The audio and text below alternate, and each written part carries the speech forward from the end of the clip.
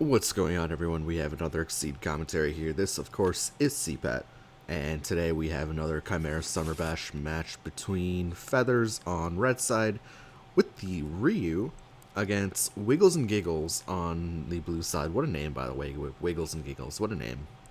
On blue side with the Taukaka. We'll take a look at Taukaka's UA because this character is all about the UA. We can take a look at, as we see a light boost, turn 1 from Tau. Take a look at the UA here. When you initiate a strike with a wild swing, your attack is before advance 2, then you may spend 1 force to retreat 2. So this is a wild swing character. It's a wild swing, or an offensive wild swing character. So first of all, this UA does not work on defense, which makes, I mean, Tao's defense. We'll take a look at our cards right now. Let's actually switch to the gray here. But we can take a look at the cards here. The cards are all pretty, I don't know. That card's pretty, this card just gets traded on so often. This card can beat Sweep at range 2, I guess, or like a Spike at range 2, I guess. As we see the light matched by Feathers here. This card is, well, it's a force special, so you can invalidate it if it's not going to work. It's like a scuffed cross as well, as we see WigglesNGiggles pair his light with a fierce after the light getting matched. Double pause strike is like a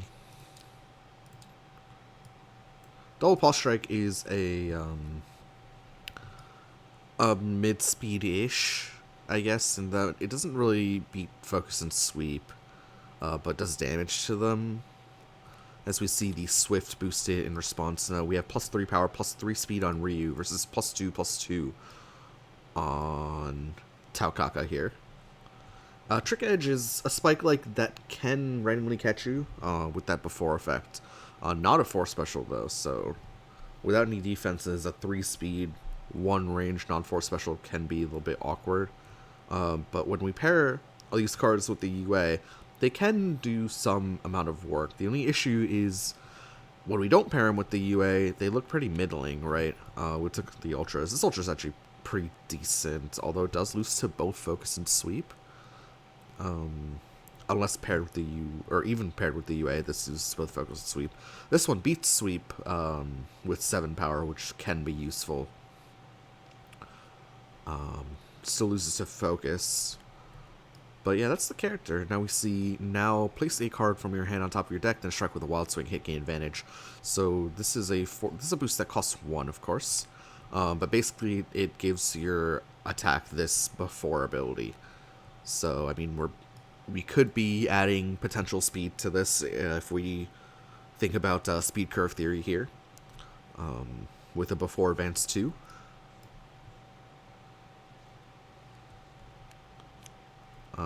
And it's going to be the Cat Spirit 1. So the Cat Spirit 1 will hop in, will first need to be validated.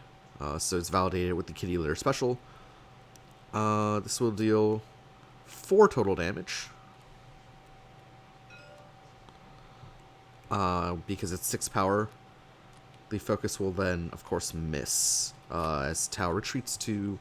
it's kind of like a scuffed, it's kind of like a little bit of a scuffed cross. Doesn't retreat nearly as far. Of course, Tau had to spend her whole hand on it, but luckily she gained advantage off the hit, which she will then use to prepare. So a little bit hit and run tactics there. I wonder how this character performs into a card like Hadouken. At range 4, so Tau really likes to, if she wants to get the most out of her UA, as Feathers runs to range 2, Tau really needs to be a little bit further away. Like, range 3 to range 4 makes every wild swing hit for the most part. Range 4 just means that the 1 rangers miss, and range 3 basically makes everything hit, because she can always retreat to fix the positioning. So like a Kitty Litter would hit, provided that there's no corner shenanigans happening, where Tau does not have room to retreat. So range 3 is where all the offensive wild swings hit as Tau prepares again. So that's like a good place to stand, but not very many characters have a speed 6 on-demand fireball, right? Now currently Ryu does not have that either, because he, of course, needs gauge as the key charge comes out. Another prepare. Another prepare from WigglesNGiggles. Back to Feathers here. So this key charge, paired with the Hadouken from a longer range. Speaking of the Devil's Hadouken, actually boosts as defensive. +2 power, +1 armor. Very, very strong boost here.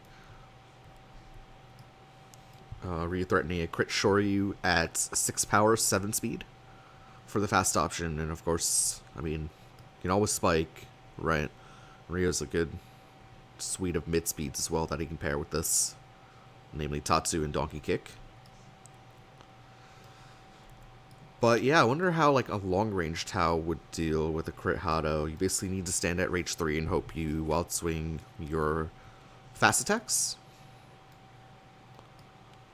Or I guess you can try to wild swing like a sweeper focus as well. Maybe Tao does okay with it.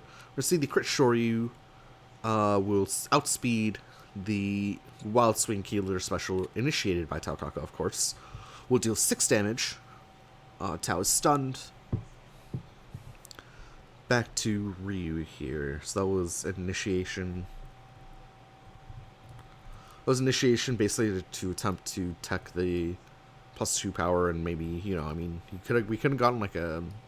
Although, I mean, I don't know, because maybe just like trying to wild swing a Lucky Grasp, because that Shoryu was a pretty reliable call, right? But Tao could have wild swung like a Grasp at our only speed 7 option to try to defuse the crit Shoryu, so I don't mind that wild swing so much. Tao now at range 1 as we see the Way of the Warrior boosted at range 1, +2 power, +2 speed, melee tech, of course. Interesting choice to boost at range 1. So now Tao's UA becomes a little bit, it doesn't really work with a speed curve anymore, right?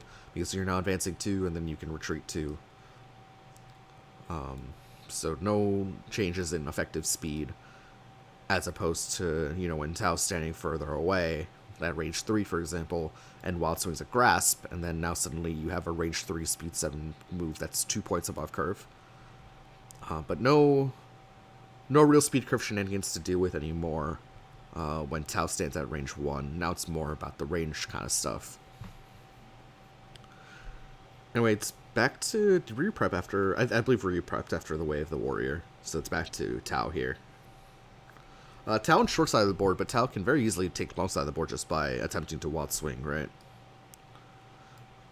With no power boosts, there's no fast, so like a good guarded option can give Tao some space here if she wild swings here.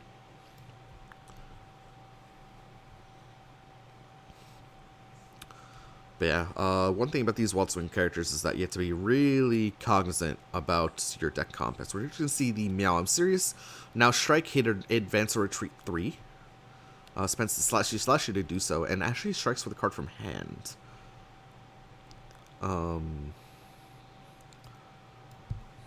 Wonder if this is perhaps like a cross to cross over it alongside and then retreat to range 5. Maybe just hoping that Ryu doesn't have the second Hado. Will be the Tatsu. Interesting. So the Tatsu will go first, actually. It's a sweep from Tao. So the Tatsu will go first. Will hit for... We're still supposed to be like a cross catcher. Or like mostly a cross catcher. So the Tatsu will go first. Will hit for 5. Will yoink advantage. Advantage, of course, not really necessary. Pulls the second Wave of the Warrior with the sweep. The sweep will hit back for 6. We'll discard the second Wave of the Warrior from Ryu's hand, and Tao either gets to advance 3 to range 1 or retreat 3 to range 5.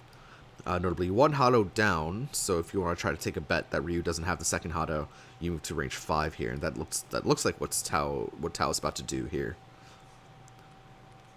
Tao on offense, now threatening the range 3 mix-up with wild swings on offense, of course. And we're just going to make sure that card layers on top well. There we go. That was Tao's initiation. It's back to Ryu here.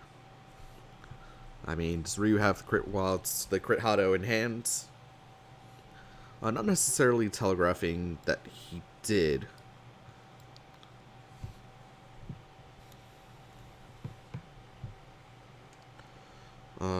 Maybe Feathers considering a Ryu step to range 4.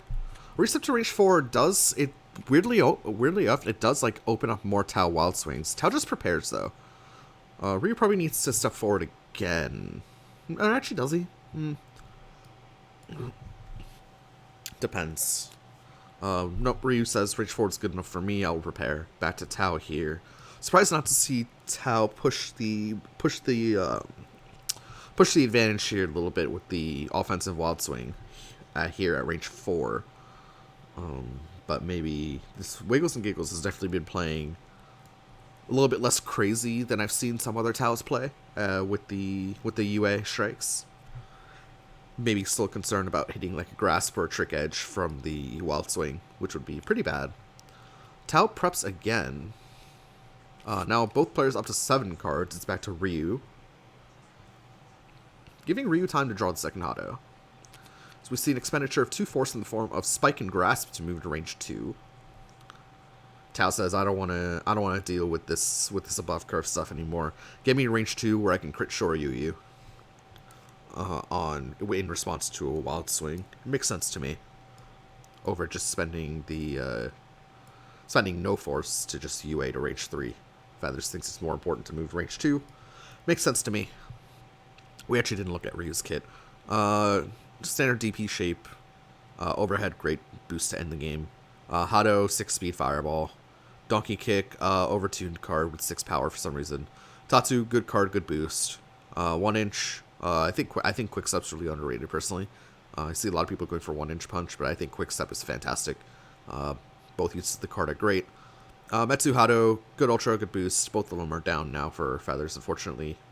Metsu Shoryu, good reactive ultra. Basically tells your opponent, hey, try not to stand at range 1, please. Because of 178 on defense, 189 EX'd. Not too many cards will reach that threshold. Notably, the attack is a strictly worse version of a Hazama Ultra, which is interesting. Super Snake Kick is a 178, whether it's played on offense or defense for 4 gauge. Ryu only gets the 8 speed on defense.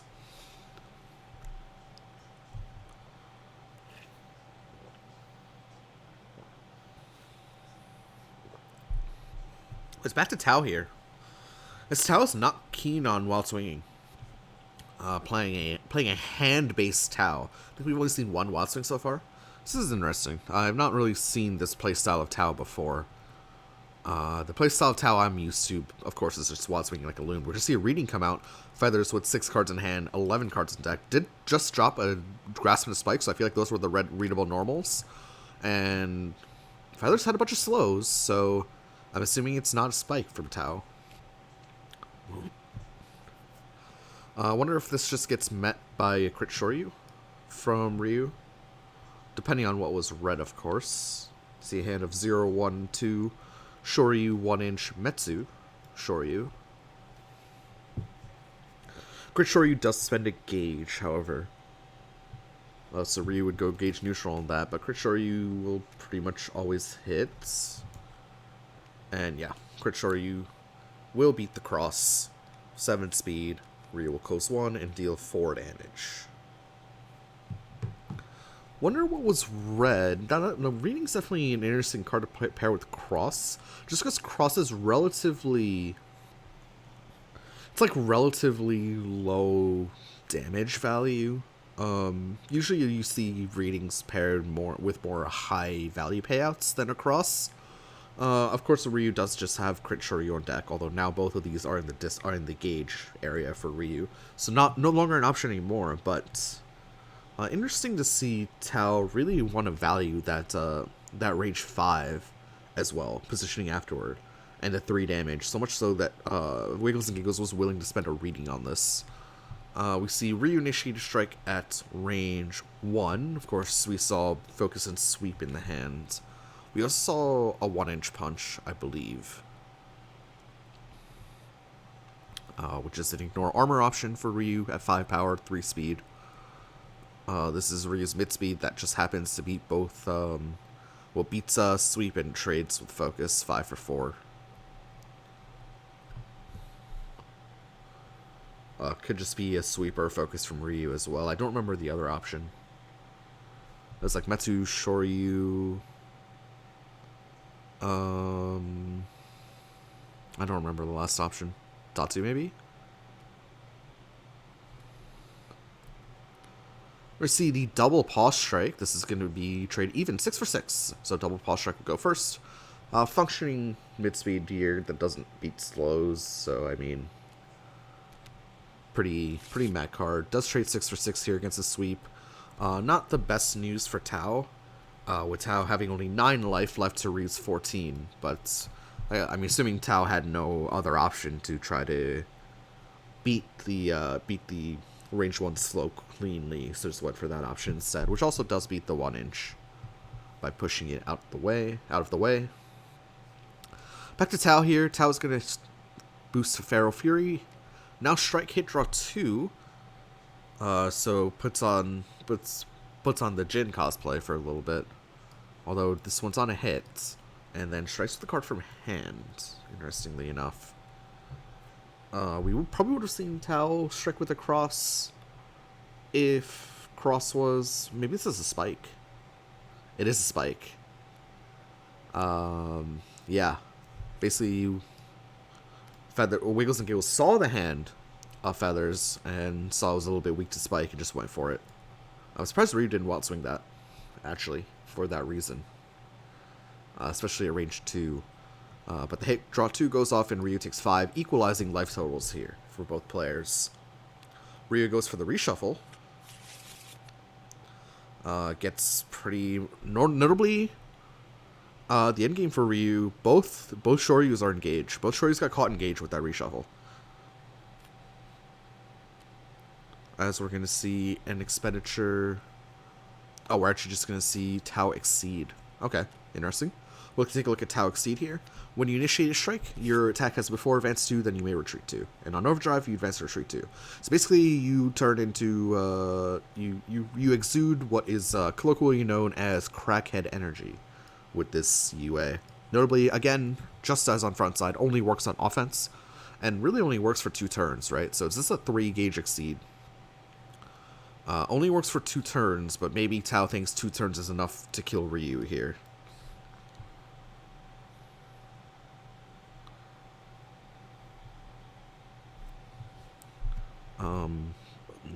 I've not seen too many Tao Kakas in general, but I've seen even fewer Tao Kakas go for the exceed line. So this is going to be an interesting. This is going to be an interesting endgame for Tao. She's able to piece together 9 damage in 2 turns to try to beat Ryu here before she flips back, or maybe at least try to grab a lead. But what I was saying before Tao exceeded was a little bit unfortunate that both of the Feathers made you think about going for a reading here.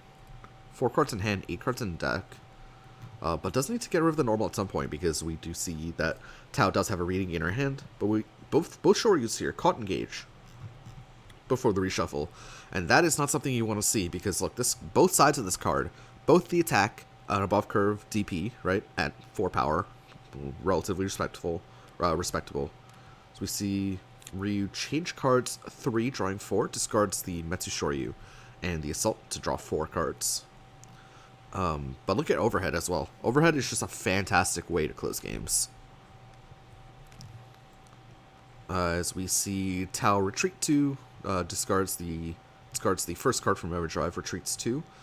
Surely will be striking this turn.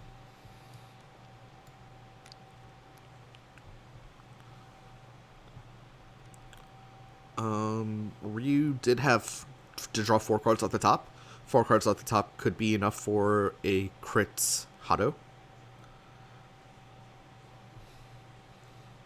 Surely Tao strikes here, right? Like there's no reason you don't exceed and you don't exceed and without a plan to strike. So this is concerning that Wiggles is not striking immediately. To me, this is actually extremely concerning that Wiggles is not striking immediately. Like, super concerning. Please strike with something. Boost Fierce? No. This is bad. This is not how you use Tao Exceed. You do not use Tao Exceed to boost and end your turn. This is just, I mean, what, you spend a gauge to retreat to, I guess. But I'm not a fan of this at all, because now we only have 1 turn where we can apply this before this insanely good before effect to our attacks. So I'm not a fan of this at all.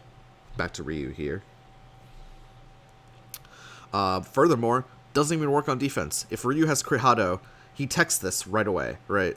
He techs this literally just by striking with Crihado. And what's... Takaka doesn't have any answer to Crihado. This is... Oh, this is such a... This feels like such a big misstep here. Such a big missed opportunity from Tao. The only question is, does Ryu have the punish in the Crihado? Ryu can even, at this point, when you see a Fierce, if you don't have Crihado, literally just retreat to range 7. Because you saw the options that are left for Tao, right? No gauge, so you basically just have to deal with Assault Dive, which are the only options that hit at range 3 for Tao. So if you retreat to the corner, maybe you have trading potential there. Although I guess with the Fierce, maybe that's not the case, unless you have a focus. But if you have a focus, you can retreat to the corner. You'll see the quick step come out into the Hado. Do you even need to crit this is the question. Feathers does. Doesn't actually matter what you spend anymore.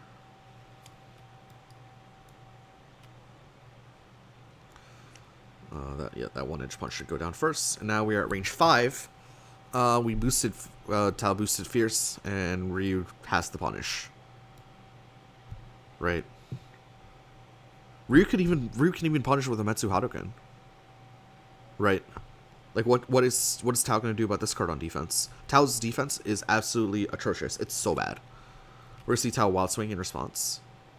It is the Hadoken. We'll beat the Trick Edge cleanly. Ryu deals 4 damage. We'll probably decide to loop this. Yep, decides to loop this. Back to Tao here. Tao has to have her OD go off again, so she can advance or retreat too. And that is basically just an example of throwing away an advantaged game state there, which is unfortunate, as Tao advances 2 to range 3. Hopefully there's a strike happening here, because otherwise your OD has gotten the value of retreating 2 into a Hado and then advancing 2 to the space that you were in before. So hopefully there's a strike here happening for Takaka.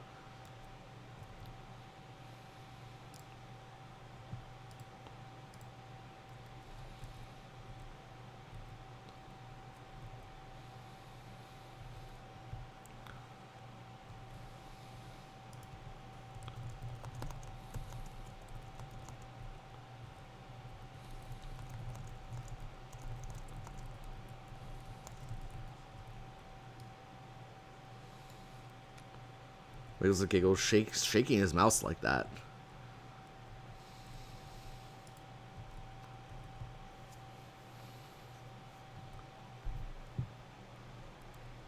Also pre-reshuffle, so only 10 options left in that Tao deck. Notably, he does have a Grasp and a Cross for fast options. Not very impactful options, but fast options. Yes, a strike, thank you. So this strike will have before advance 2, then you may retreat 2.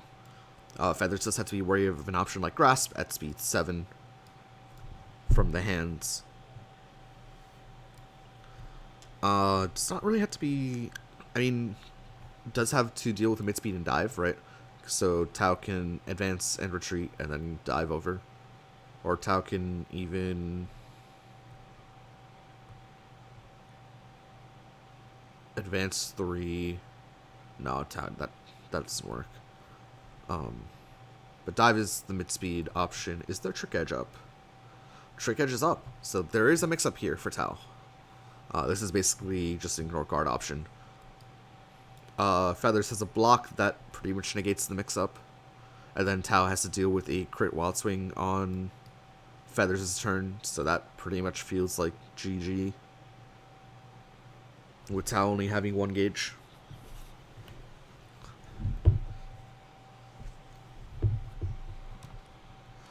Tao crosses out. It is the dive, so the dive will hit. So Feathers taking a bet. I wonder what his bet was on Trick Edge, I'm assuming. But Feathers takes 5 damage there.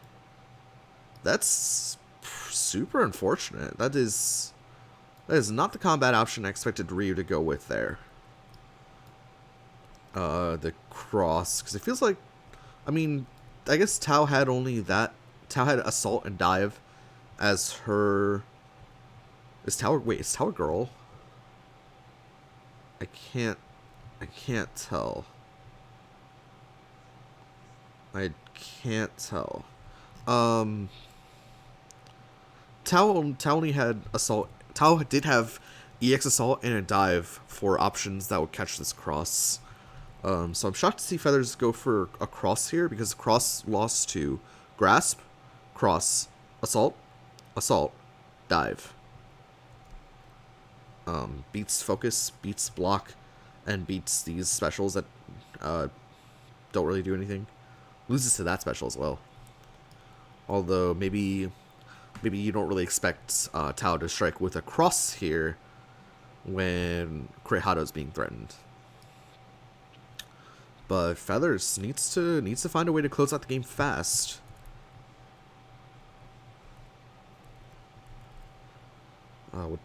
Simi would like to do it on his turn, but only has 3 cards in hand to work with.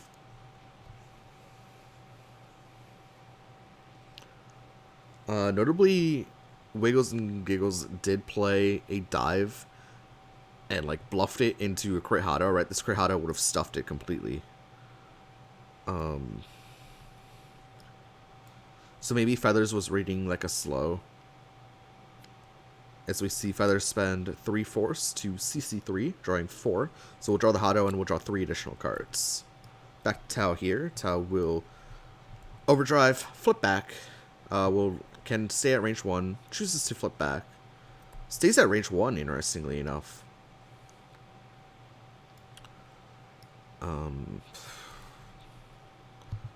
Ryu only has 4 health to his name. So Tao can win this on this strike, although I don't foresee it happening just with Ryu having drawn a bunch of cards off this. Tao is also running out of options, so I still kind of favor Ryu here, I feel like. Tao should go for the reshuffle here. Should draw the Astral.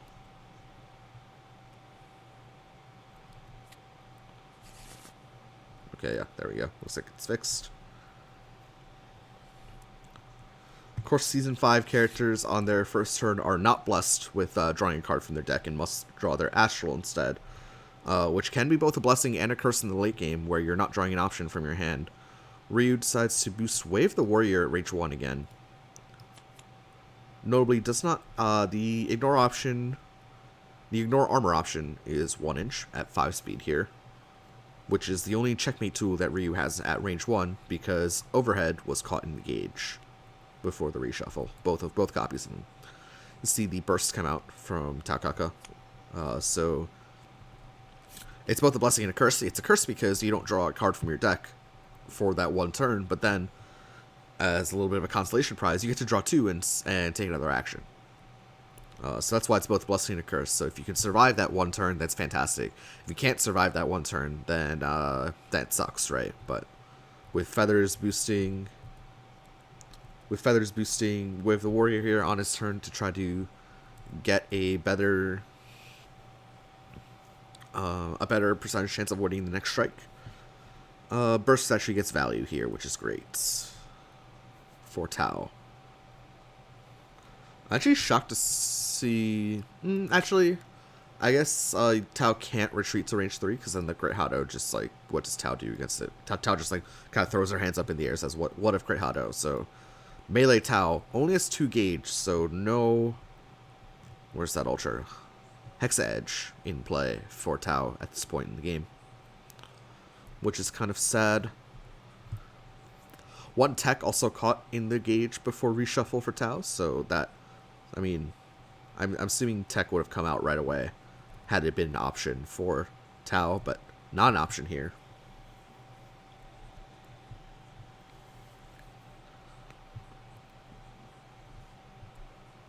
Notably, if Ryu crits a 1 inch, he gets 2 armor on it, right? At 5 speed.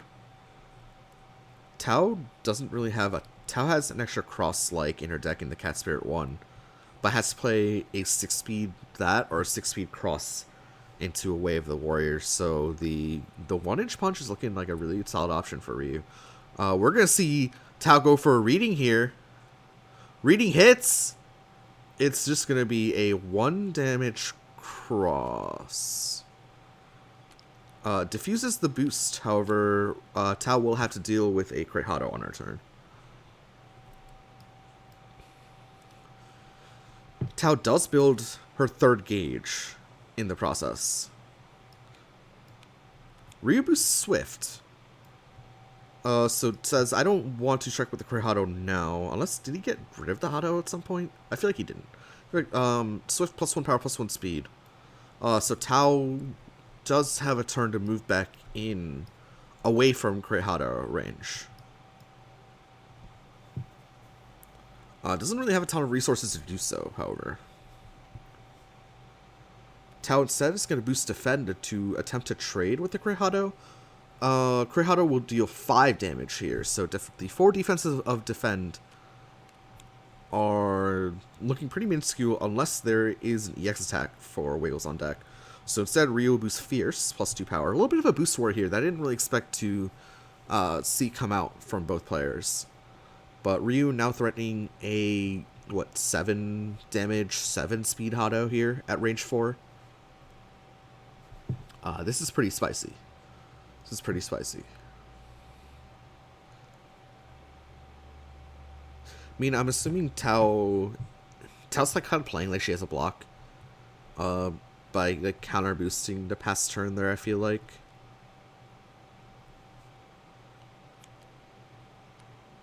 Tao spends 2 force in the form of I'm gonna beat the crap out of you. Wait, that's a swear. How's that allowed? Alright, I'm gonna beat the blank out of you, I guess, to move to range 2. Ryu does have a 1 speed advantage here. Ryu probably just gonna strike here with something. It's gonna be a critical strike as well. What crit is being threatened? Both Shoryus are... What crit is being threatened? Both Shoryus are down. I mean, WigglesNGiggles needs to look at the discard and say, this crit means nothing. Right? And he's doing just that, right? Crit Shoryu is down. Crit Hado doesn't matter. Donkey Kick cannot be crit. Tatsu can't be crit. Is this a range 2 1-inch? No. This is... What an interesting decision by Feathers here to crit this. And... it's very verifiably a fake crit. Is Feathers playing a spike here? And then just, like, crit to try to cause misdirection? Oh! Taokaka going for the EX Assault. It is a spike!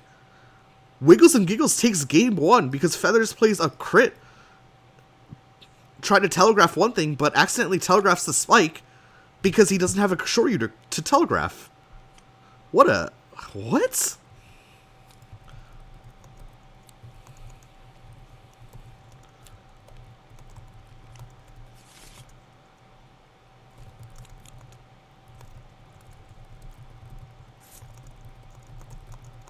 That is, that's a little bit of a throw, I'd say. That's a little bit of a throw from Feathers.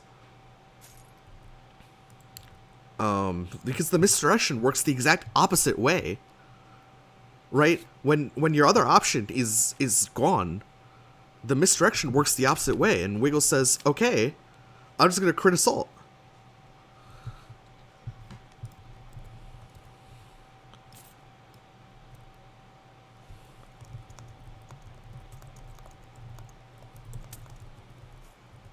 That is, that's a little bit of a throw there. I apologize, it's a little bit of a throw there from Feathers. Sad to see it happen because the Ryu was looking pretty decent up until that point, but I don't like that play at all. That play felt like a throw to me, because in trying to telegraph one option, he's accidentally telegraphed the other option way too hard, and WigglesNGiggles saw that, checked the discard, says, okay, both crit Shoryus are down. We know that because we saw both of them engage before the reshuffle. We commented on that. But yeah, that's an unfortunate way to throw an endgame there from Feathers. So anyways, Wiggles and Giggles takes game one. Best of 3 set, so Wiggles and Giggles can no longer play the Tau Kaka. Will play Sagat, Plague Knight, or Tau. Or not Tau, Yuzu. And Feathers, of course, can run it back with the Ryu, or can pick Beheaded, Bang, or Carmine as well. I wonder if Feathers goes to the Carmine here.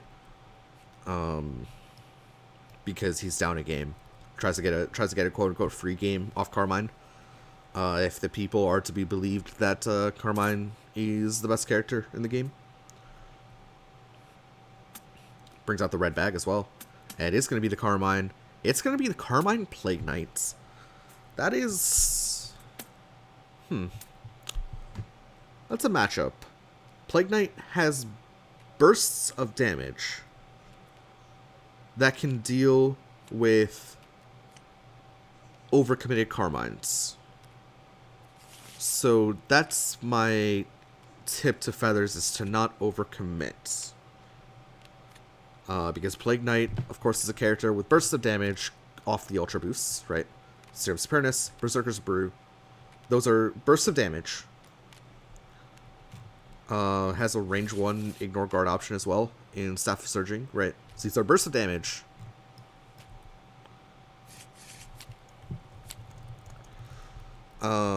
That's Plague Knight can do. They're inconsistent bursts of damage, right? So I want to say, as long as if Carmine doesn't overcommit to a setup, he should be okay. Because Plague Knight doesn't have that much going for him besides the burst of damage here in this matchup, I feel like.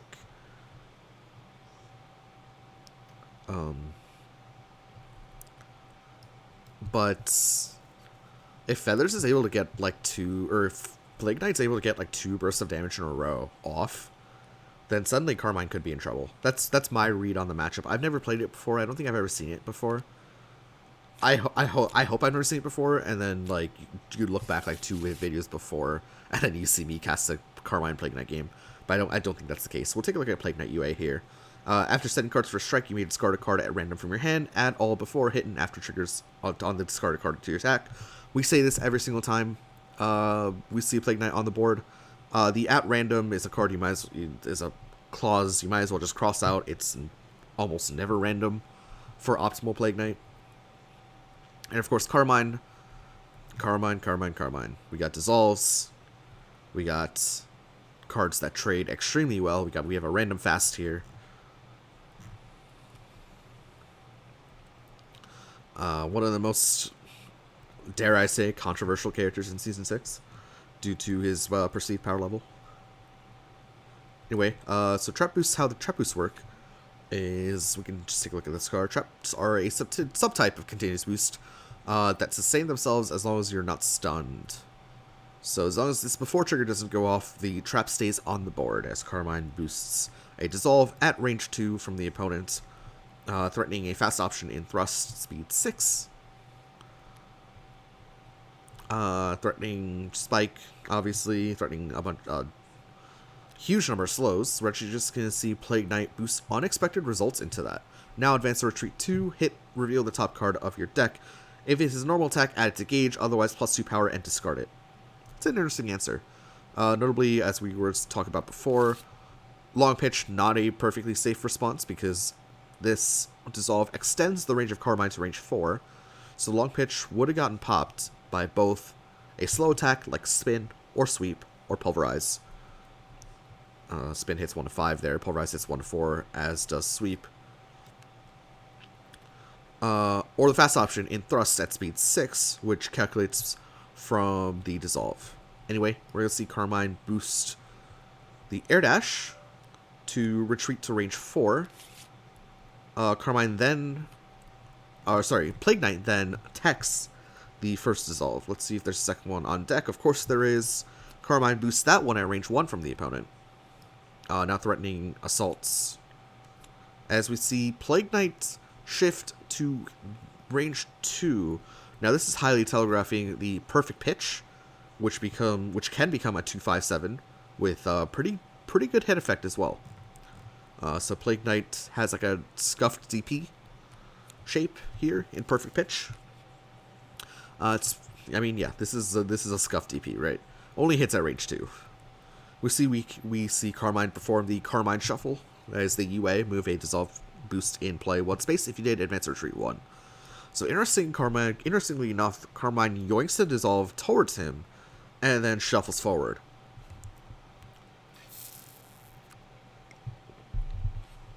Doesn't affect the slow options of Carmine, but does affect the fast ones. So we see Plague Knight initiate a strike here at range 1. What is going on? Wait, Plague Knight used the UA. I did not expect Plague Knight to use the UA. So Plague Knight used the UA at random here from 4 cards, and this attack now has hit +2 power on it. So this attack could be a doozy. Feathers does have to call out whether this is a Staff of Surging at speed 6 or not. The Ignore Guard option, because this Ignore Guard option is just 4 power already with this hit effect, and can do up to 6 with this hit effect as well. So we are in Mix-Up City here a little bit. Let's see if Carmine can call this mix-up correctly. I think if you have EX Grasp, you just mash EX Grasp. Actually, no. If you have a single grasp, maybe you mash a single grasp to defend against the Staff of Surging. No, you don't mash anything as Carmine. You can't mash EX Grasp. Carmine going for the Wild Swing. It's going to be a thrust, and it is the slow from Plague Knight. Did not expect a slow option there. I would say that much. So the thrust will hit first for 5 damage. The sweep is not stunned. The hit effect goes off. It is a special. So this is going to be a 10 damage sweep. Plague Knight takes a little bit of a lead here. The dissolve gets gauged, so obviously Carmine does need to spend a turn at some point to exceed, right? Because these dissolves, when they pop off, they go to gauge. And notably, both thrusts down for Carmine, which is a super, super good late game ranged option that Plague Knight will no longer have to deal with. Anyway, Carmine immediately exceeds. Plague Knight prepares, and Carmine does the backside Carmine Shuffle. That sounds vaguely dirty. The backside Carmine Shuffle? Anyway, play Dissolve boost from your gauge. If you did, advance or retreat 1. So that recursion now coming into play for Carmine. At range 1, Plague Knight prepares. Back to Carmine here. Carmine can no longer shuffle from front side unless, of course, he reverts and then does so. But then won't have the backside to play with. But that is that's a 10 power sweep, right? We were talking about how Plague Knight does random bursts of damage. There's a random burst of damage right there. 10 power off a sweep, not bad at all. Yoinked, was the thrust from hand that was yoinked? I actually don't know. I actually see Feathers opt for an early reading here. Reading hits, and this is going to be a sweep to proc focus. Yeah, that's going to be an 8 power sweep, dealing 6 damage to. There we go. To Plague Knight, there also drops the reading option from Plague, so that's a huge swing for Carmine. Going for that early reading on a card that was pretty likely to hit. We see the +2 speed boosted for Plague Knight. At range 1, this heavily telegraphs the Staff of Surging, of course. At speed 8, Ignore Guard. Plague Knight Carmine has 2 armored options alongside the focus to get rid of that. But one of the ways to punish a Carmine who overboosts, perhaps, is reading. So seeing that red from Feathers, extremely well done from Feathers there, to call out to remove a reading from the hand of Plague Knight, which could be a potential late game solution for Plague Knight for dealing with Carmine. So well done there from Feathers. Plague Knight boosts light at range 1, back to Carmine here.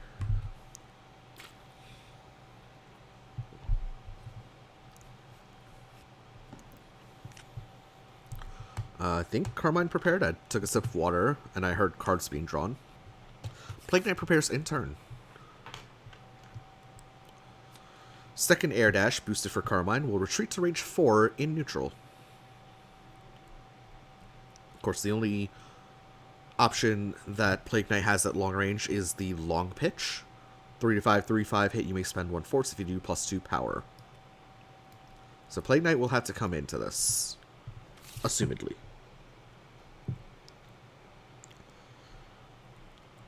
Plague Knight doesn't really have any pre-strike movements.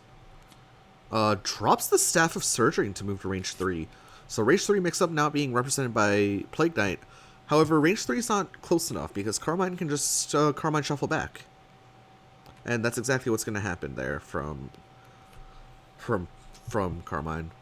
Oh, second tech drawn for Plague Knight. We'll remove the... Oh, now we're taking the tech back?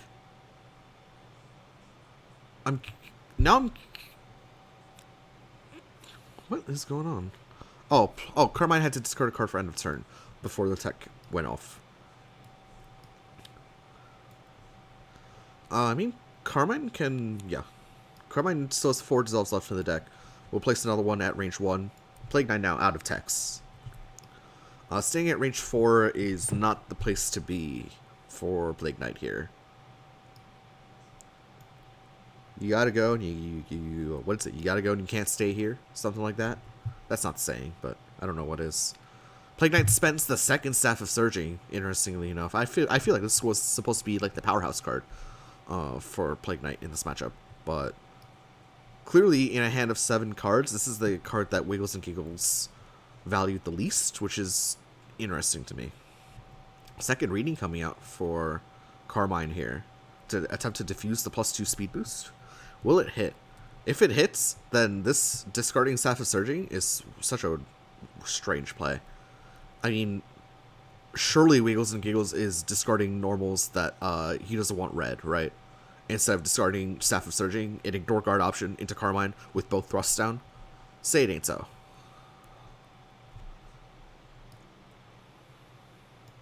Okay, yeah, reading whiffs. We did see an Assault in there, but I guess the Assault would have been 7 speed. We see a hand of Assault, EX Chain Reaction, Block, Triple Dose, and Castle Crusher, and a Giant Bomb.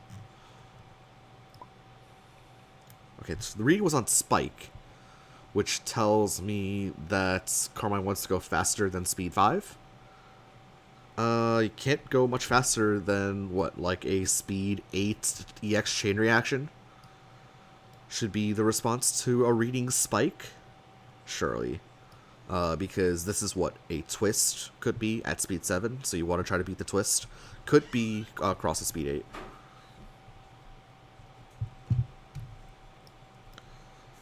But an EX Chain Reaction at speed 8 would outspeed any Carmine option, and you know Carmine's not going slow into a Spike, right? So Plague Knight does have the answer in hand to whatever Carmine's throwing here. It does suck that you're throwing out an EX Chain Reaction with no value on it, but that's just that's just what you have to do sometimes.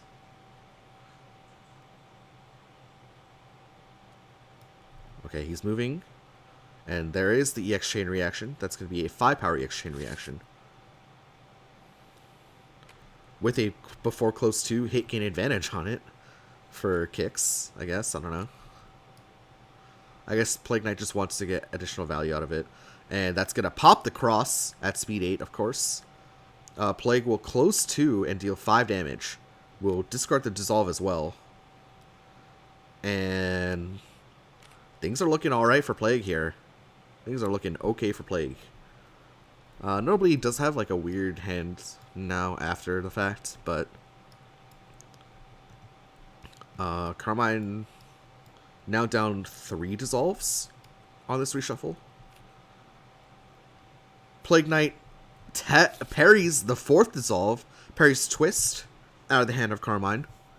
Carmine only has 2 dissolves left in the deck. Of course, Carmine does have this, where's this, the Rain Blood to bring back dissolves, but this guy's doing alright.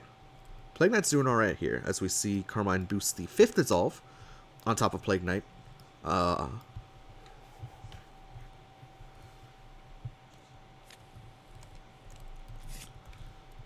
Plague Knight prepares in response to this. Back to Carmine here. Lowish hand size. Oh, not looking the best on resources here. The only thing I really didn't like was just discarding the EX Staff of Surging from Plague Knight, but other than that, I've been really happy with Plague Knight's play so far. Been very happy with Plague Knight's play.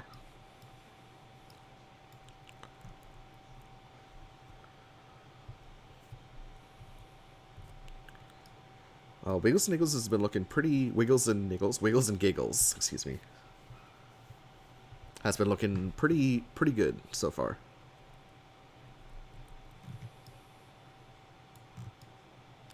We'll just call him Wiggles. How about that? As Wiggles now takes a moment to card count here. Very important. 4 in the hand of Carmine, 12 left in the deck. 4 dissolves down, 2 Rain Bloods up, however.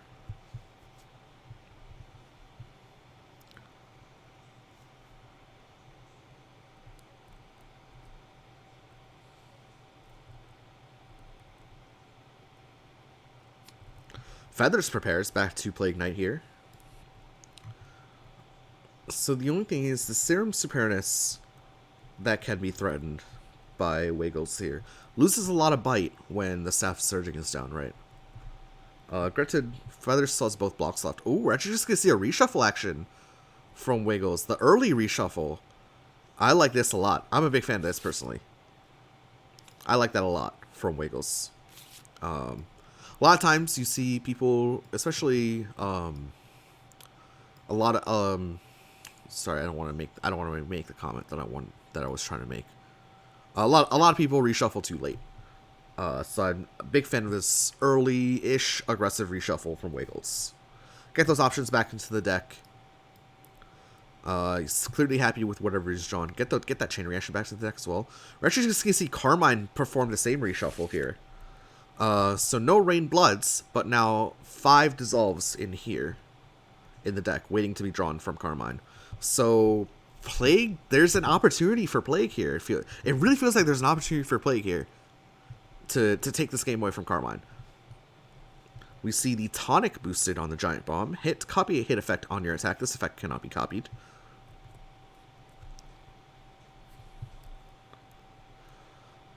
What hit effect is Plague trying to copy here? Maybe a +2 power hit effect, although that's going to be really hard to try to telegraph here with a full hand. That's a curious boost. I would not have expected Giant Bomb to be boosted here. Notably, we also saw both thrusts go down for Carmine, so those are options, again, that Carmine will draw through. So I think this was a good... 2 healthy, aggressive reshuffles from both players here. I'm happy to see that. Especially when... I feel like I've been seeing a lot of tournament games where people don't reshuffle early enough.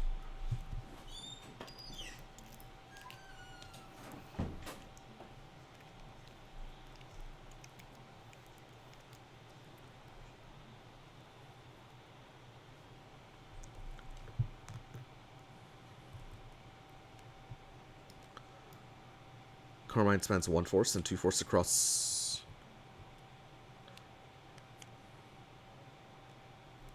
Oh, Carmine spends...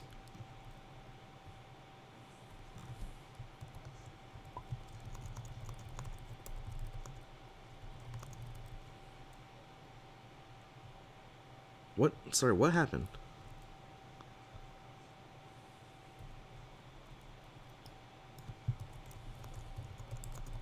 What happened there?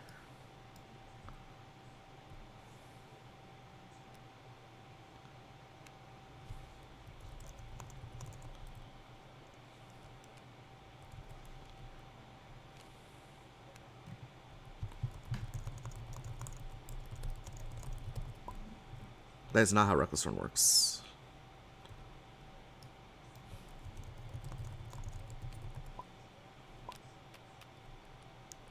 Yeah, so Reckless Run is individual advanced 2s, not a wholesale advanced 6. There's what Feathers try to play.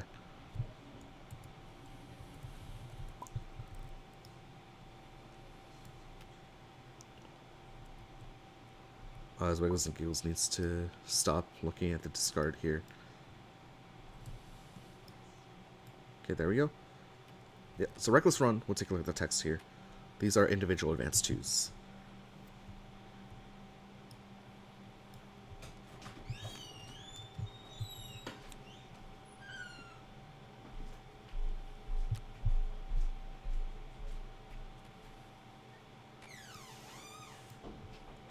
It's not a wholesale advance 8. That would be insane. Or advance 6, rather.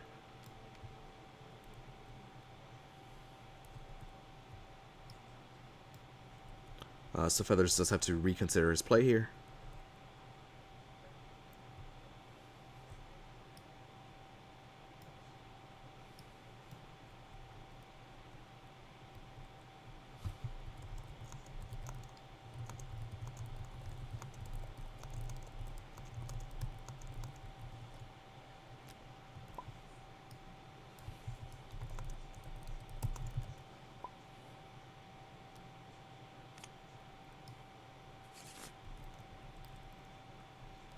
I'm assuming Feathers does not want to spend 3/4 to advance here.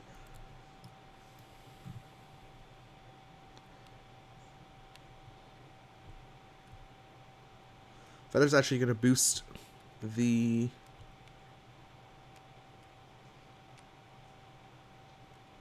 Feathers going to boost the Blood Spike.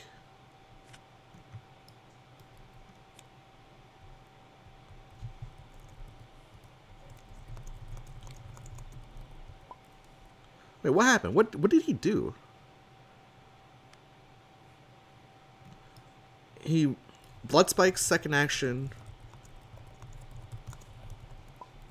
Blood Spike's second action move.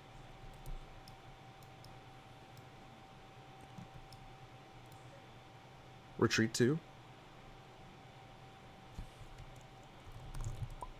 Okay. Yep, just making sure.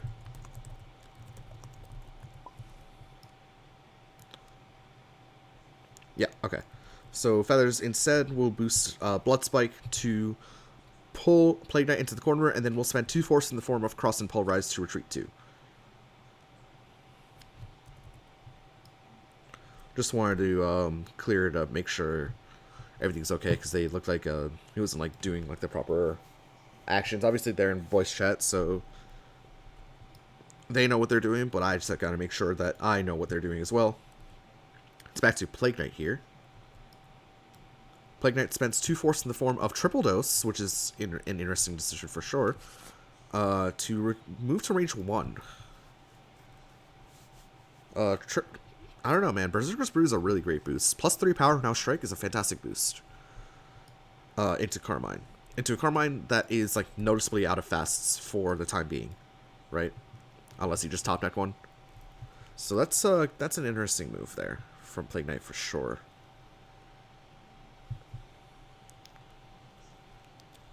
Back to Carmine here.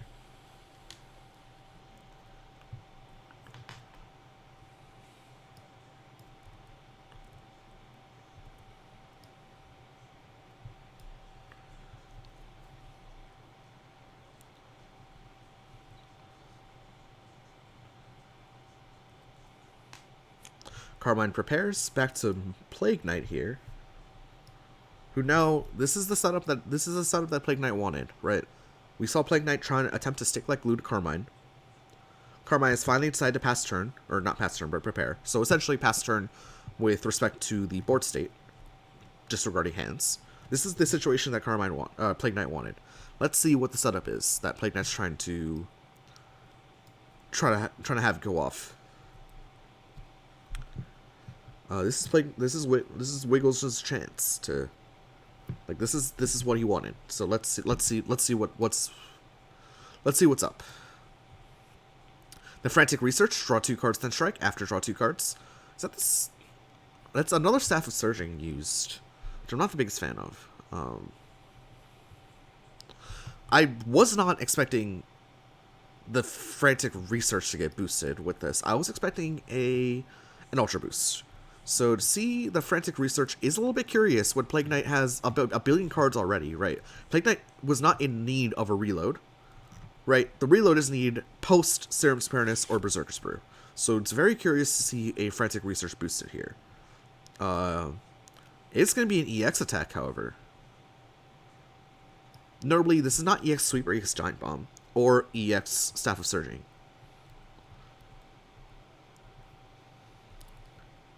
What hit effect does Plague Knight want to copy? No gauge for Ultras. This is such a curious decision, because it doesn't feel like it's a special. Right? There's no hit effects here to copy. What, does he want double advantage? What's... Does he want to push Carmine 6? And then threaten a Castle Crusher? I'm a little bit lost on what this play could be. It's going to be a gimme that. It is EX Grasp. Okay, so this EX Grasp will do 1 damage. This hit effect gets copied. Push or pull 1 or 2.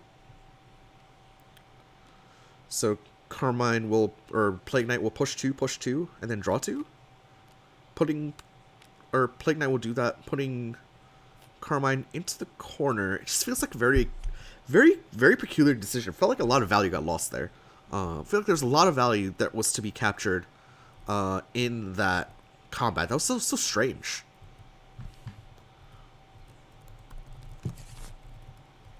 I just feel like there was so much value that could have been captured there by Wiggles. And Wiggles was up in life as well. I mean, still up in life, but I mean, I don't know. I really would have liked to see an Ultra Boost come out there. And then you boost this, and then if you want, you boost the Staff of Surging later, right, to reload. That's typically like the Plague Knight line, and there's a reason why that's the typical Plague Knight line, right? Because it works, right? I mean, it's a natural flow of dropping a bunch of cards and then drawing a bunch of cards and dropping a bunch of cards and then drawing a bunch of cards. But this feels backwards to me.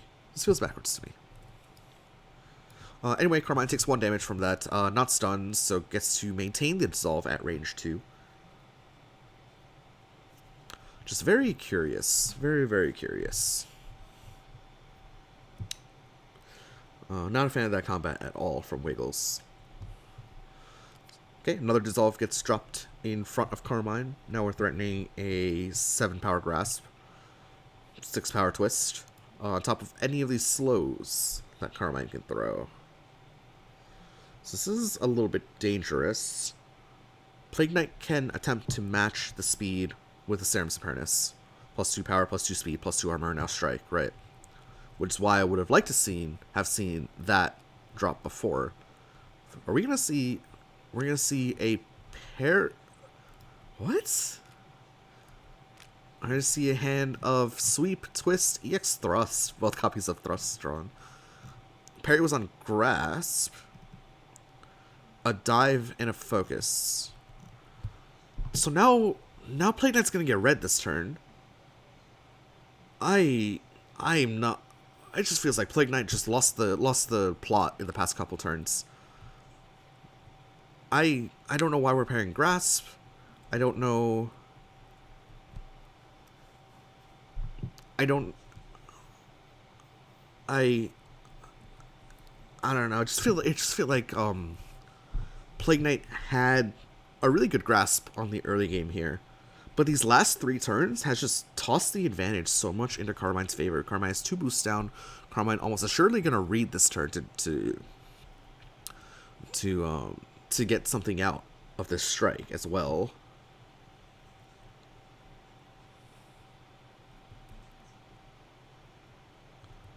It just feels like this game is just unraveling for Plague Knight. Just 3 really curious decisions in a row that left a lot of value on the table, and you can't leave a lot of value on the table, especially into a character as strong as Carmine. You just can't.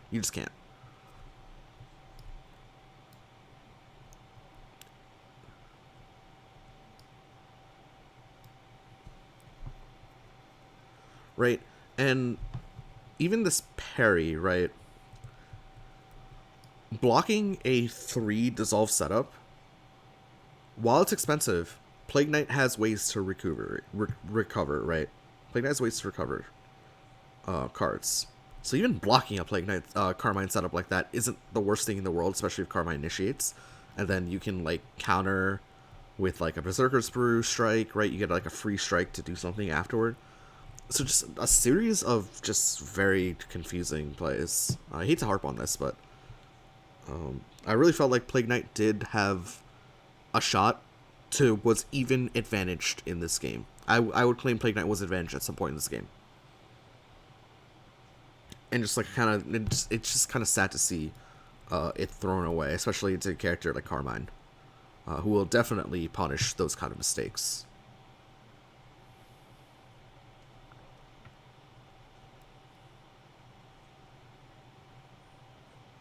Did Plague Knight draw for end of turn?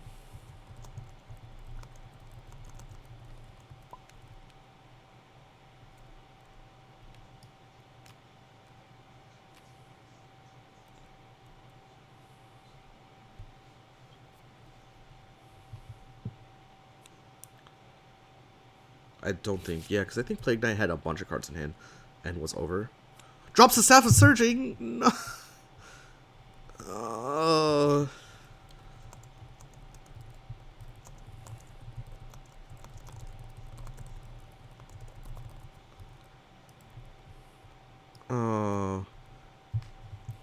I'm really unhappy with the way Wiggles is using this card.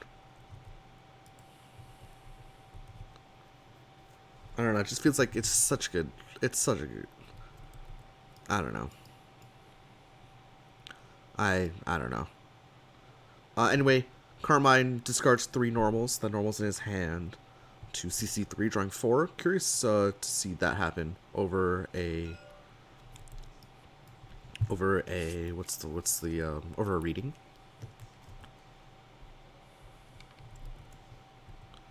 But it's so curious to see a Plague Knight discard Staff of Surgings like that when you can tack on power to this card so easily, and suddenly, like, Carmine, there's certain positions where Carmine just kind of throws his hands up so if he doesn't have his speed 7, right? So very curious to see that. We're going to see Carmine boost Rain Blood. Take 1 non-lethal damage. Play an Ultra Boost from your discard, advance or retreat 2. We're going to see Plague Knight Bomb Burst out, advance or retreat 3, advances to the other side. So if Carmine wants to capture value from these 2 dissolves, he's going to have to spend multiple turns doing so. Perfect time for Plague Knight to get out of there. Really well done. Carmine now has 2 dissolves behind him, so that's, you don't want to see that, right? Definitely don't want to see that. Carmine, both players were running kind of low in cards. 12 and 12. Don't think deck out's going to be an issue, but that's just something to look out for. Carmine initiates a strike here. I have no idea what this is. Assault Dive Spike mix-up at range. Is this a cross from Carmine? Is this like a cheeky cross to get to here and then force Plague Knight to come in? This is one of those few situations where I think this is actually like not few situations, but this is one of those situations where I feel like a cross that doesn't hit performs really well in combat here. Are we gonna see Plague commit something big to this? Is this not cross? Plague is committing an EX. I have no idea what EX this is. It is cross. Plague commits EX Spike?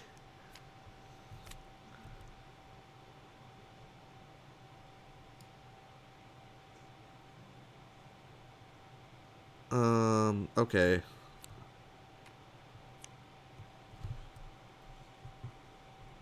Plague can now, in theory, deck out. That's too funny. Plague, in theory, can now deck out. So we see Wiggles drop a perfect pitch to advance 1 with the move action. Back to Carmine here. I'm actually shocked to see Plague commit an EX Spike there. What, EX Spike calls out spikes and slows? Carmine's not playing a slow there. Plague Knight initiates at range 5 with a potential Castle Crasher or Long Pitch. What is happening this game? What is happening this game? This is good from Plague Knight. This mix-up is a thing. Castle Crasher at speed 4 with defenses, right? So Carmine would need to play like a defensive assault, for example, or wait, Carmine has EX Thrust. Doesn't EX Thrust body this mix-up? Am I missing something? Doesn't EX Thrust body this mix-up that Plague Knight's throwing here? EX Thrust is yes power and is faster than the long pitch, so EX Thrust should just body this mix-up. And we know that the thrust is in hand. We know EX Thrust is in hand of Carmine. Right? It outspeeds the long pitch. It pops the Castle Crusher. Yeah, and here comes the EX Thrust. And it is a Castle Crusher. This EX Thrust is going to be 9 power. Plague will take 6, spend all of his bar, and get stunned. This is just... Ever since that tonic boost for nothing... Or, no, the tonic boost was fine. I just feel like I've been disagreeing with every single Plague Knight decision that's been made. And this is GG, right? For Carmine wins from here. Plague Knight only has 3 cards in his hand. Carmine wins from here.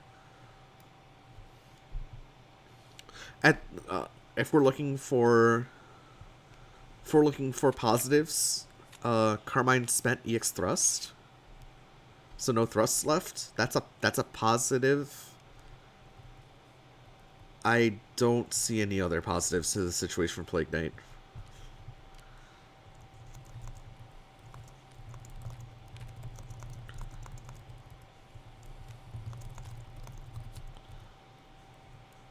Carmine now. I mean, Carmine's setting up. I don't know. It just feels like almost Jekyll and Hyde, with how happy I was with Plague Knight's game in the early parts of the game, to like how sad I am now. It looks like 2 different players. I don't know. I really don't know. I don't get it. It's just, I don't know. Maybe Plague Knight maybe Wiggles is just unfamiliar against Carmine and doesn't really know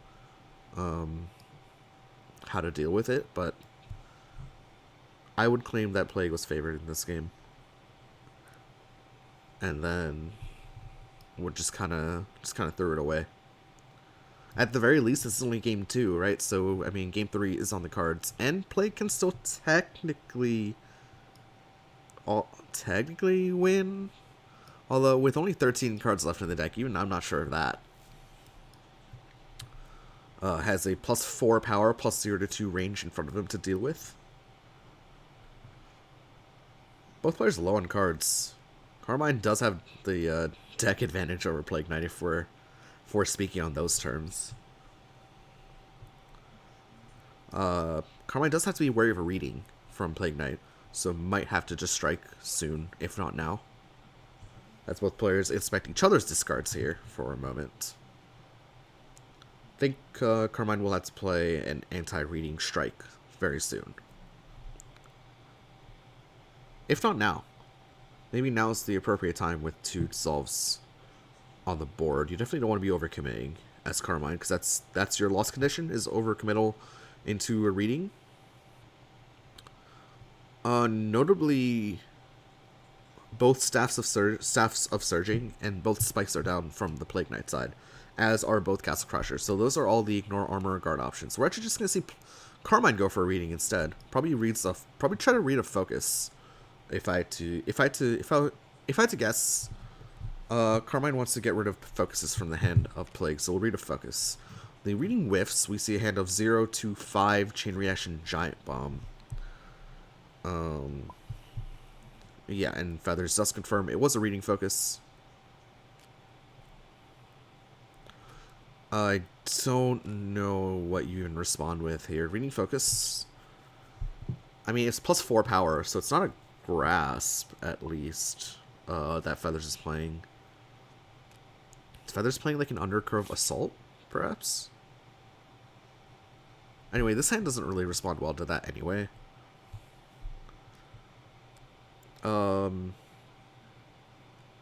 It's assault. Oh, Feather's actually playing his own focus. Okay, so that makes more sense. So Carmine will take 2 damage from the oncoming assault and will hit back for 8. Feathers will draw a card off the focus, and well, Plague Knight has a turn to do something. This is not really a hand where you could do something, however. So I mean, this game's over. I mean, I don't want to sound all doomer, but I don't foresee a world where Plague Knight wins this game anymore. Plague Knight prepares. Maybe there's something left in the deck that can save him.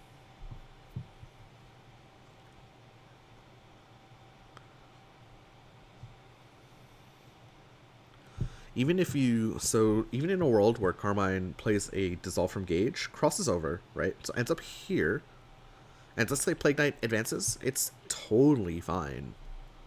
It's totally fine. Like, normally, movement like that is how you disrupt Carmine setups, but Carmine has more than enough dissolves in here to totally fix that. Plague Knight can't do anything from long range.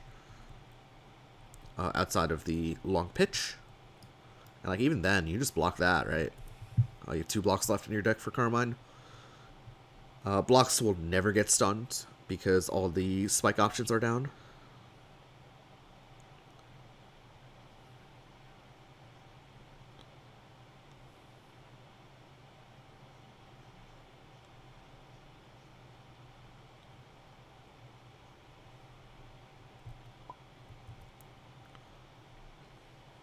Oh, I thought someone disconnected, but it's just Migo, actually. Migo's had enough.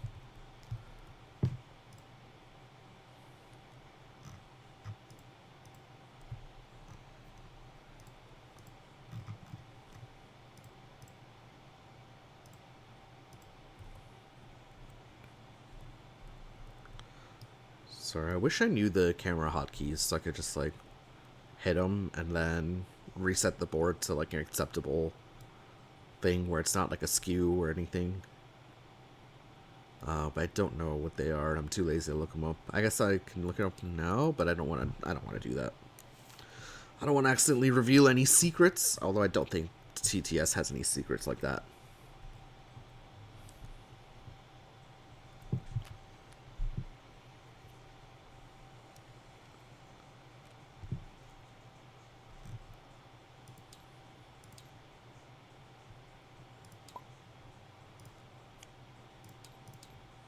We're going to see Carmine spend 2 force in the form of Spike and Block to crossover. Clearly doesn't want to get red there. Plague Knight did draw 2 cards off the top. I believe both focuses are left. So actually a good chance that reading was drawn. So this is Carmine playing anti-reading here. Overplaying the Dissolve and potentially getting his Spike red. Which would be a potential way for Plague Knight to get back into the game, kind of, sort of.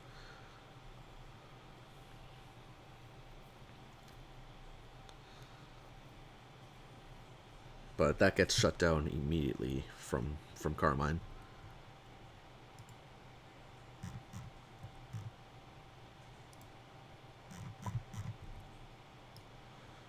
Okay, Feather's just doing a check on what normals are left. EX focus up, as I don't want to say as I predicted, because it's not a prediction, it's just a fact.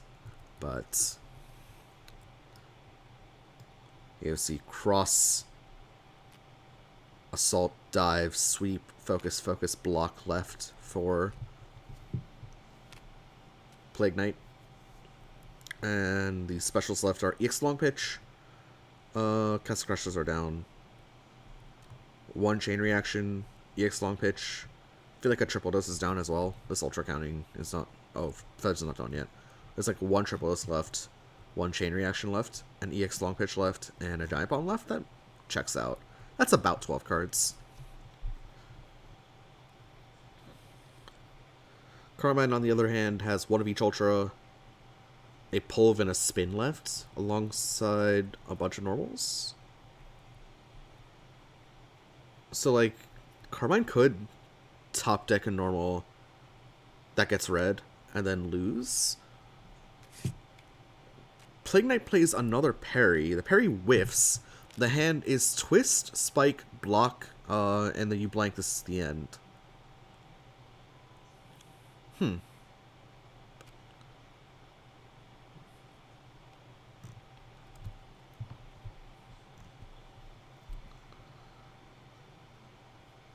Well, Plague draws an additional card off that parry, right? So is Carmine forced to get rid of the normals somehow? Carmine can get rid of normals by advantage chaining, but the only advantage chain in the hand is twist. And if you're playing a twist at 2 power here, that is extremely sad. That gets focused out immediately, right? That's extremely sad. That's how you throw a game. So Feathers forces CC his normals away. He doesn't have to CC the block away, notably. No spikes left. No ignore guard options, and no ignore armor options left for Plague.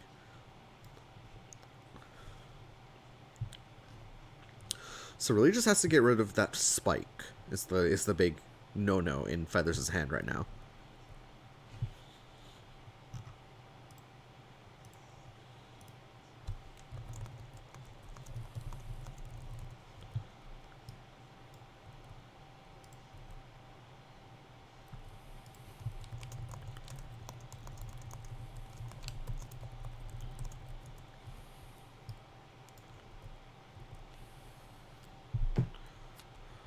There's the expenditure of the spike to drop back to range 2.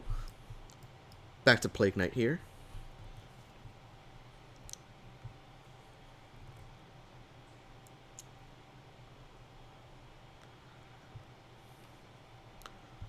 Plague drops a tonic, or drops a giant bomb, excuse me, to boost unexpected results. Now advance to retreat 2, hit reveal the top card of your deck. If it's a normal, add it to your gauge, otherwise +2 power and discard it.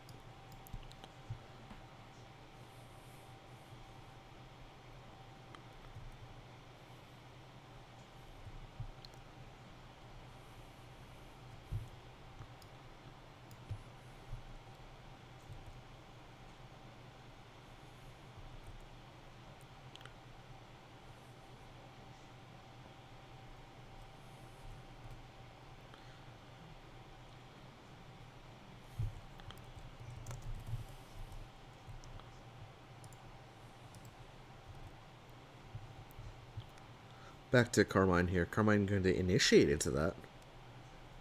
Feels like a slow. Carmine has 1 cross left in the deck. Feels like a slow.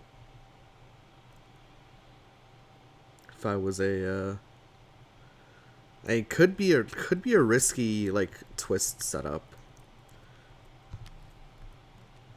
Carmine response to the focus. Oh, I forgot this ultra existed. Sorry, that's my bad.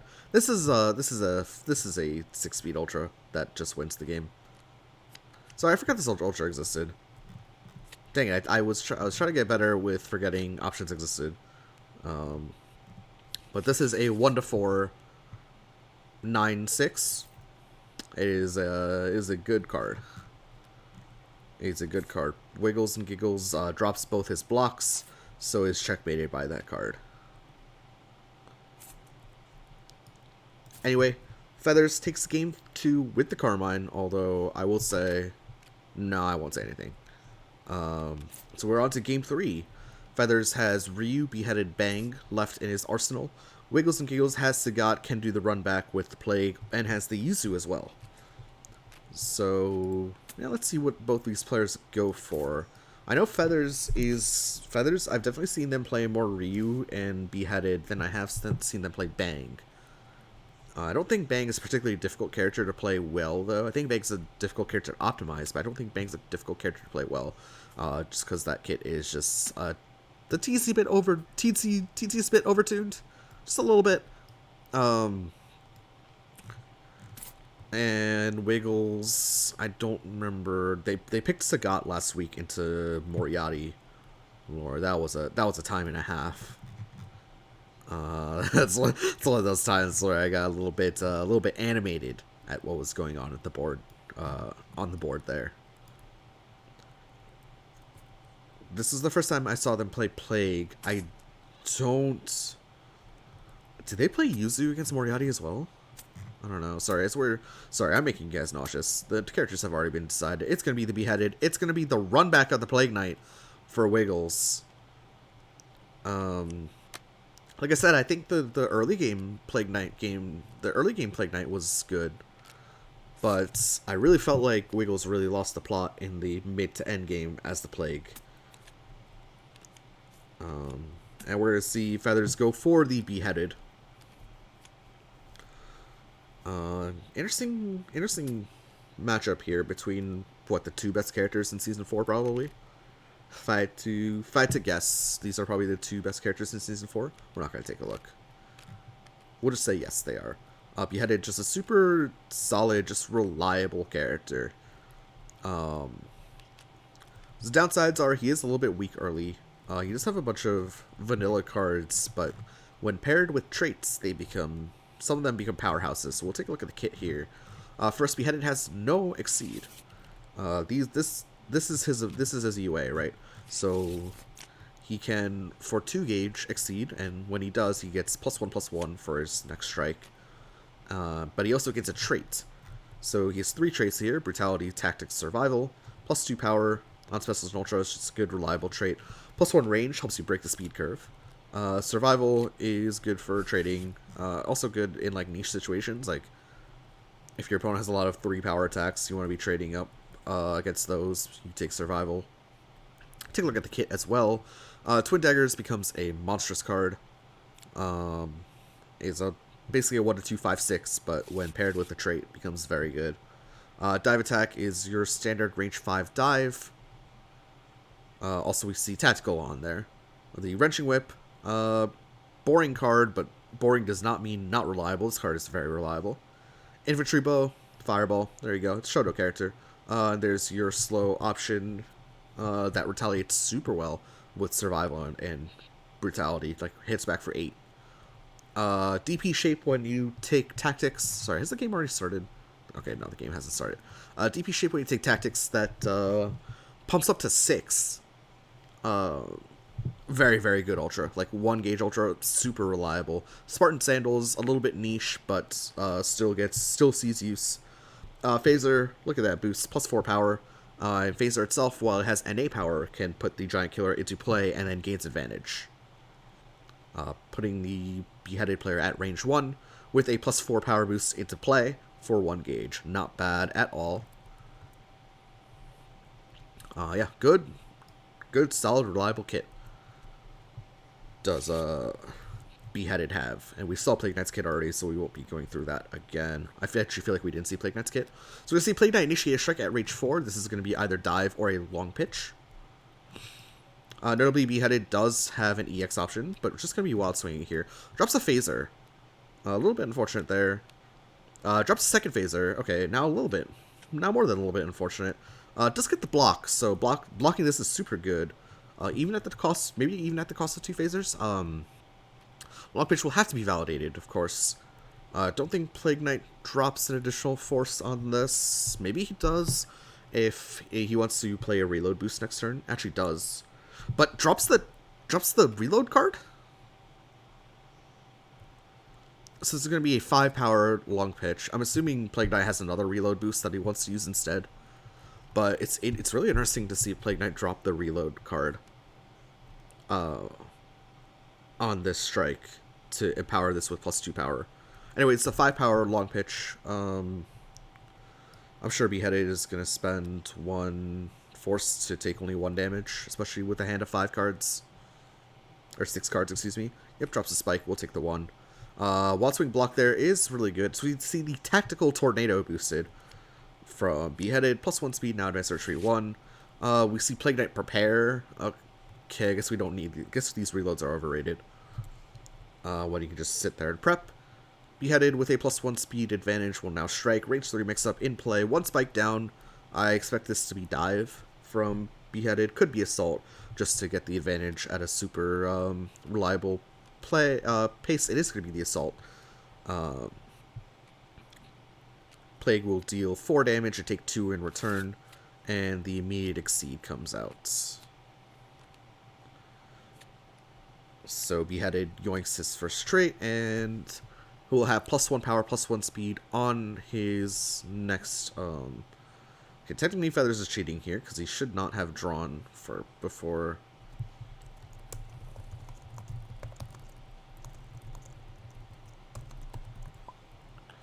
Before choosing the trait.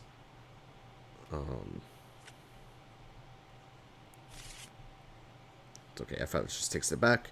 But it has to choose a trait before seeing the top deck, and it can matter. Feather's sitting at range 1, so I wonder if he just takes the Brutality here.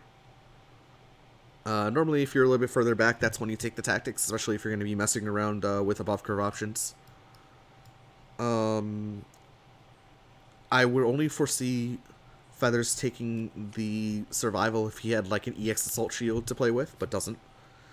Nope, just takes the Brutality here. Plague Knight prepares in turn, back to Beheaded here. Beheaded with the +1 power, +1 speed. Looks like he's hankering to strike immediately. Feels like 7 power sweep because 1 focus is down. That's gonna be my prediction. My prediction is this is a 7 power sweep. Do we see like a Staff of Surging response? Do we see an EX response? EX Grasp I feel like is yeah. Okay. 7 power sweep as we called it. EX Grasp will take 6 damage. And the Beheaded will obviously get hit back for 4. Okay, there we go. Life totals are fixed. Beheaded will yoink a card. Yoinks the Serum Supernus. That's a good pull. This boost is so good. Maybe you don't need 2 of them on your first reshuffle, but getting 1 of those out so early is so nice. Plague Knight prepares, very clearly preferring the Prepare line over dropping a bunch of cards for Serum Supernus or Berserker's Brew, and then refilling up with the UA, which is definitely curious. Plague Knight prepares again, after Beheaded does, of course. We're going to see the +0 to 1 range hit gain advantage on the Knife Dance boosted for Plague Knight, not threatening the range 2 Grasp. Also threatening Cross Catchers, perhaps. Also threatening, like, a cheeky thing to threaten here would be a Dive from Beheaded, although into a Light boost from Plague Knight. Don't really foresee that happening. Back to Beheaded here.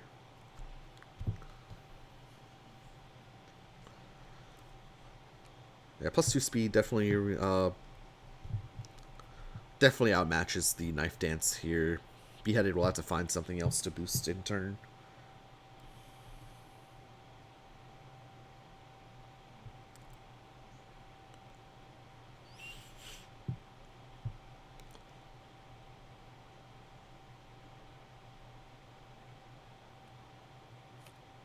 Beheaded spends 1 force in the form of Assault Shield to move to range 1, where Light doesn't matter, TM.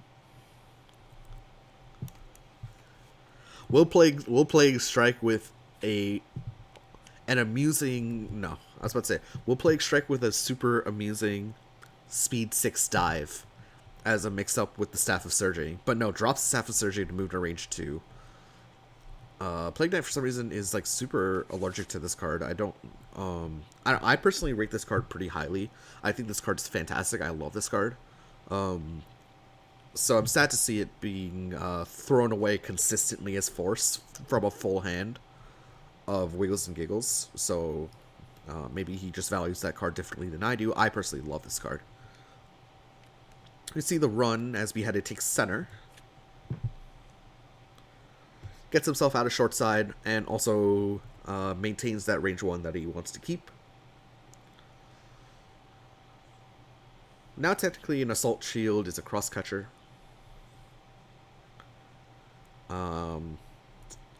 As is a Sweep from Beheaded.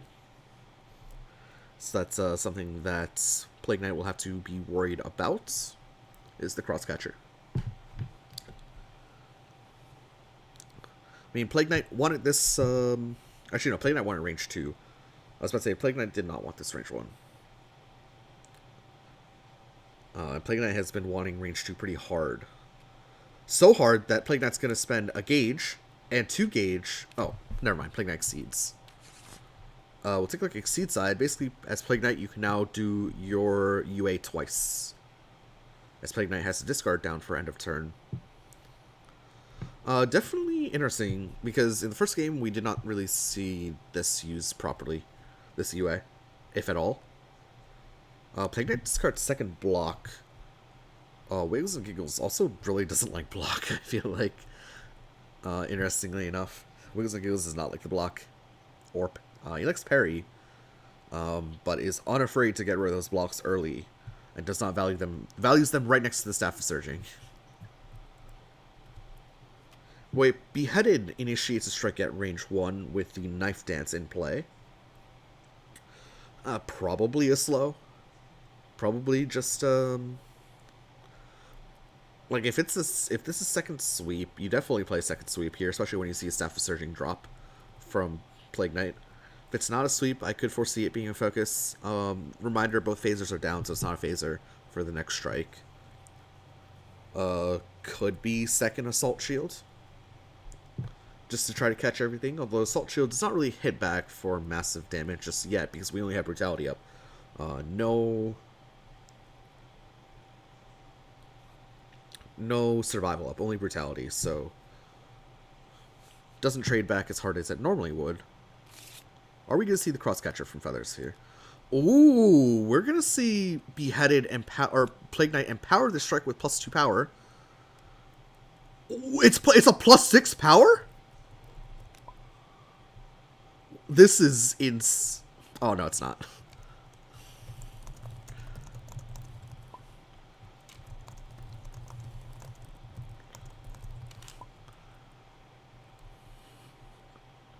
Yeah, okay, never mind. It's just a sweep. Sweep pops focus. Sweep pops focus. Wow. Sorry, I got my wires crossed there. I thought Plague Knight was playing the triple dose as a combat card, but no, not the case there. But Plague Knight, I didn't really. Okay, I mean, that's a good result. I'm not sure how likely it was, though. I'm not sure how likely that result was. But Plague Knight gets it, right? So 8 power sweep, pops the 7 defenses of focus, Beheaded takes 6. Oh my god, I thought we saw the triple dose flip up. Like an 11 damage triple dose, but I forgot that Plague Knight had exceeded. Wait, Plague Knight initiates a strike here at range 1. Gets the hit effect of draw a card, then the opponent must discard a card at random. We'll get a second hit effect of before advance 3, if you move past the opponent, their attacks do not hit you. Okay. I hope Plague Knight wanted that to get discarded.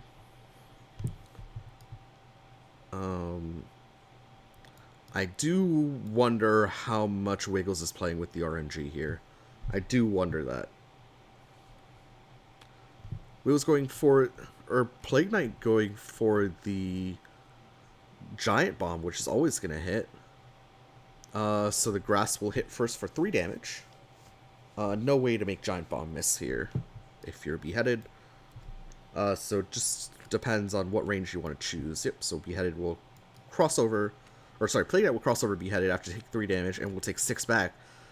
Beheaded down to 9 HP. And then, on top of that, Beheaded will lose a card as well. Loses that Twin Daggers. Hail Mary Twin Daggers was a way for Beheaded to catch some value up here. The Giant Bomb has after Advanced Archery 1. Okay, don't do that. Please wait until you're... Yep. Don't want any duplication glitches happening here. And Plague Knight takes a huge lead. Beheaded says, okay, I need to exceed.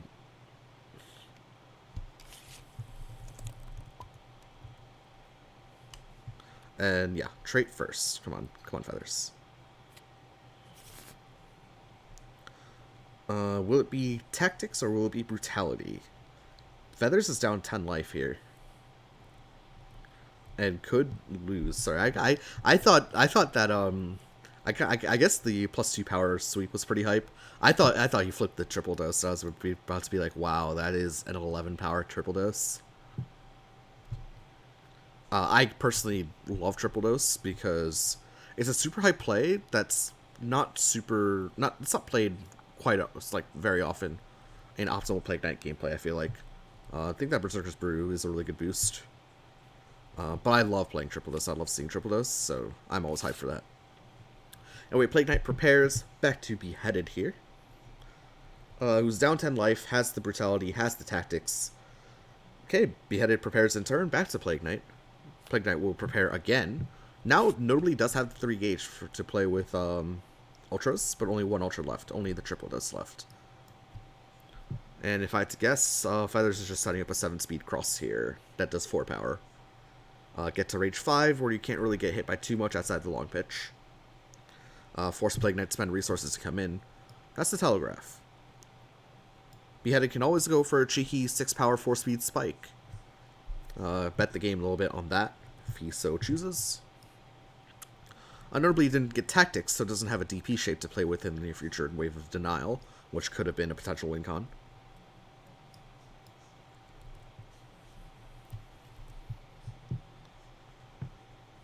Both players going through the deck pretty fast. Plague Knight only has 7 in deck, 7 in hand. Maybe a little bit vulnerable to reading at this juncture. Beheaded with 5 in hand, 11 in deck.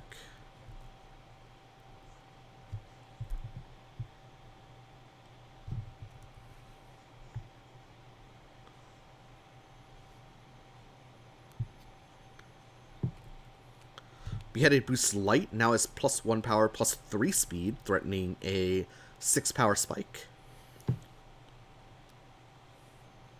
How will Wiggles defuse this? Can move to range 1, obviously. No castle crushers to attempt to match the speed. Or I guess mitigate some of the speed that Feathers is threatening here. No Serum's Preparedness, of course.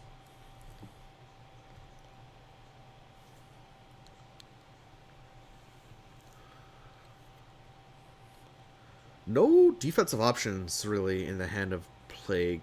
Down both sweeps, I want to say. Down both. Has a Giant Bomb left. Has a Focus left. Has no blocks left.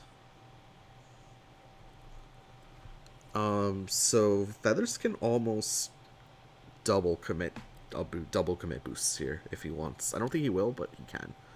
I mean, a 6 power, 6 speed spike looks pretty good anyway, right? And then if Plague Knight initiates, you just you just play the on curve option, or the above curve option instead of the on curve option, unless you even have EX spike, which I don't believe Feathers does.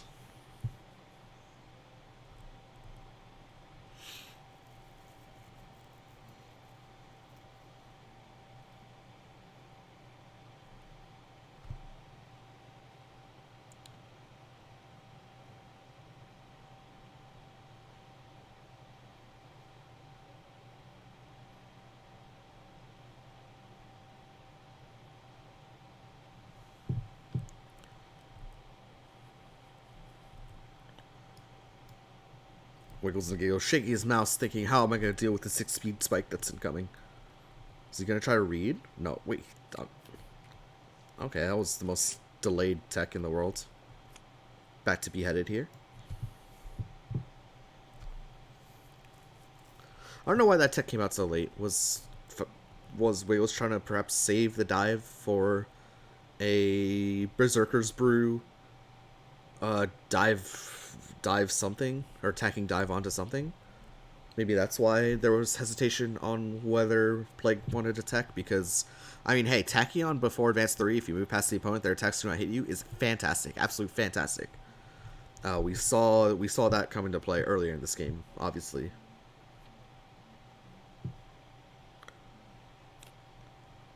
Feathers prepares. Back to Plague here.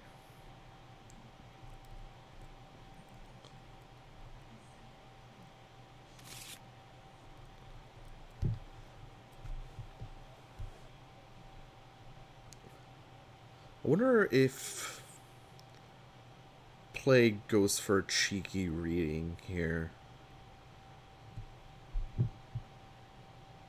into the Beheaded. That's a concern. That's a concern. Oh, there it is. Man, I'm so good at this game. Sorry. Reading whiffs, however, so, I mean, surely Beheaded has the answer. We'll play EX Wrenching Whip, and yeah, that's at speed 7. Yeah, that's going to be a 6 power EX Wrenching Whip. Focus was red. Very luckily, block wasn't red. Yeah, that's going to be 6 power Wrenching Whip. Sorry, 7 power Wrenching Whip because it was EX, of course. And yeah, obviously we'll pop the spike. See, hand of EX Wave of Denial, block, Twin Daggers, Assault. And Beheaded, 1 combat later, is looking much better than he was before.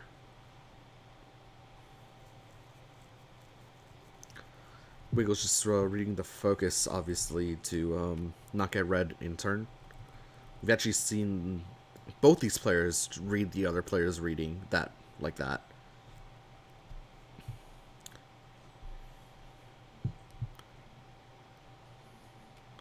Did Beheaded not shuffle his hand before playing this combat card? Wiggles should know what this is. This is a... Please shuffle your hand. Guy. Everyone. Because this is known. This card is known. Whatever this is super known. As we're going to see... And after, if the opponent's stunned, draw 2 cards. And after retreat 3 on this attack. It's the Twin Daggers, which is going to be 7 power and pop the triple dose.